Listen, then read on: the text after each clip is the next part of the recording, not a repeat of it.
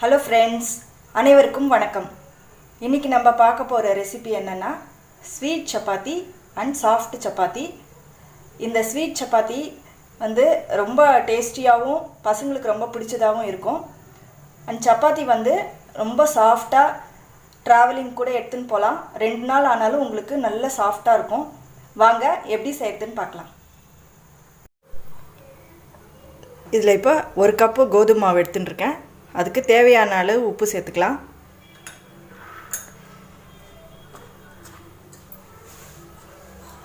இப்போ தண்ணி சேர்த்து பிசையலாம்.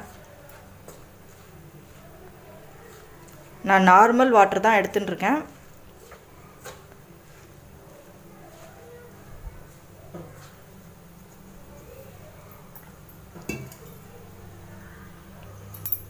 இப்போ இது பிசைஞ்சாச்சு. இது வந்து காயாமல் இருக்கிறதுக்கு கொஞ்சம் எண்ணெய் சேர்த்துக்கலாம்.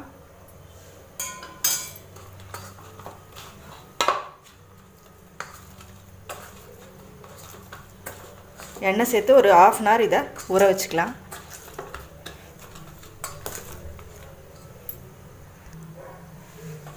இப்போ பார்த்திங்கன்னா 20 மினிட்ஸ் ஆயிடுத்து. நான் வந்து இதை நல்லா இன்னொரு வாட்டி பிசைஞ்சிக்கிறேன். நீங்கள் வந்து அவசரமாக செய்யணும், எனக்கு ஊற வைக்க நேரம் இல்லை அப்படின்னா கூட நான் சொல்லி கொடுக்குற இந்த மெத்தடில் செஞ்சிங்கன்னா சாஃப்டாக தான் இருக்கும் சப்பாத்தி. உங்களுக்கு சோக்கிங் டைம் இருந்தது அப்படின்னா நீங்கள் சோக் பண்ணிக்கோங்க கொஞ்சம் நேரம். இல்லைன்னா அப்படியே கூட நம்ம பிசைஞ்ச உடனேயே கூட செய்யலாம்.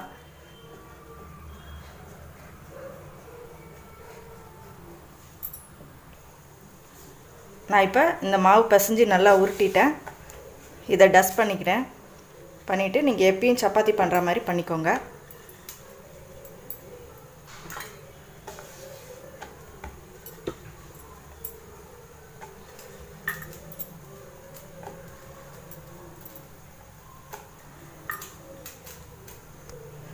இப்போ ஓரளவு மீடியமாக ஒரு ரவுண்டு நம்ம இட்டுன்ட்டோம். இப்போ இது வந்து நெய் எண்ணெய் 2 கலந்து வச்சுருக்கேன். இதை இதில் அப்ளை பண்ணிக்கலாம். ஒரு 1/2 ஸ்பூனுக்கும் குறைச்சலாகவே அப்ளை பண்ணிக்கோங்க. இதை வந்து இப்படி முக்கோணமாக ஃபஸ்ட்டு ஆஃபு, அதுக்கப்புறம் ஒரு முக்கோணமாக சேர்த்து இதை இதே மாதிரியே திரட்டிக்கோங்க.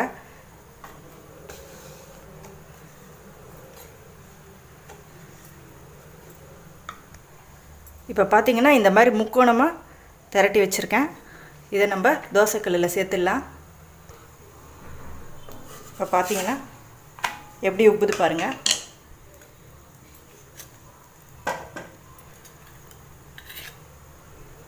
இது மேலே கொஞ்சம் அந்த நெய்யும் எண்ணெயும் சேர்ந்த ஒரு அந்த மிக்சரை இதை அப்ளை பண்ணிடுறேன்.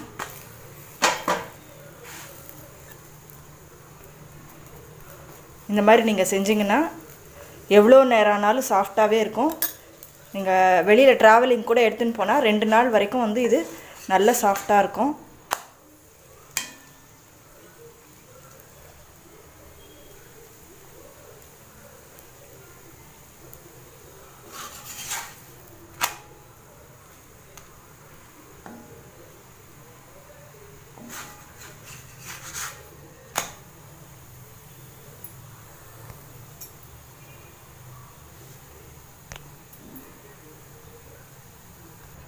இப்போ எடுத்துடுறேன்.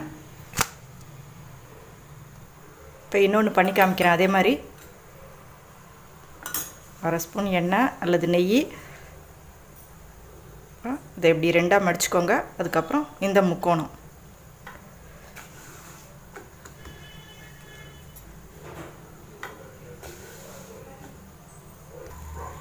இப்போ இந்த சப்பாத்தியும் போட்டிருக்கேன்.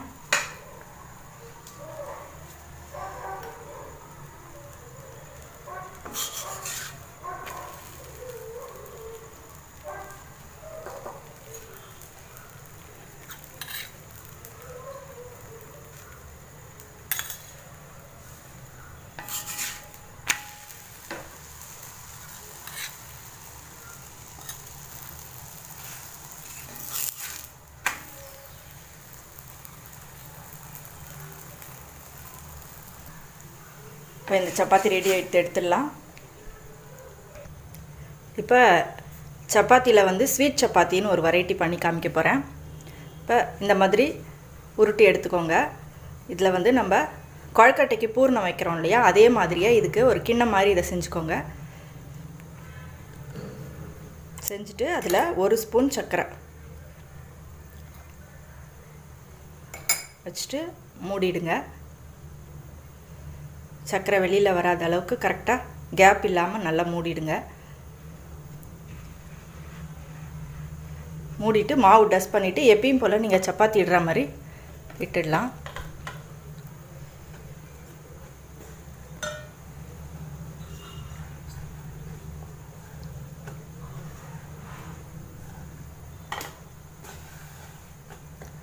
இது உள்ள சர்க்கரை இருக்கிறதுனால கொஞ்சம் மெதுவாக இடணும். அழுத்தி இட்டுட்டிங்கன்னா கேப் வந்து வெளியில் வந்துடும். சர்க்கரையெல்லாம் நல்லா மெதுவாக இடணும். இப்போ இந்த சப்பாத்தி இட்டுட்டேன். இதுக்கு வந்து நெய் யூஸ் பண்ணி தான் இதை வந்து ஃப்ரை பண்ணி எடுக்கணும். இதை தோசைக்கல்லில் சேர்த்துடலாம். இப்போ இதை தோசைக்கல்லில் போட்டாச்சு.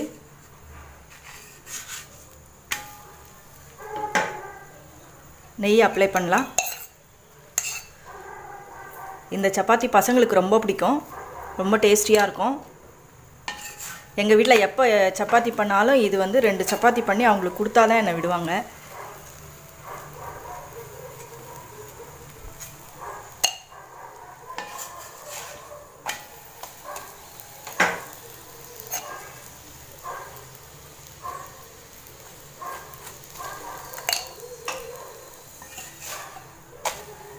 இதை நல்லா 2 பக்கமும் திருப்பி விட்டு நல்லா வேக வச்சு எடுத்துக்கலாம்.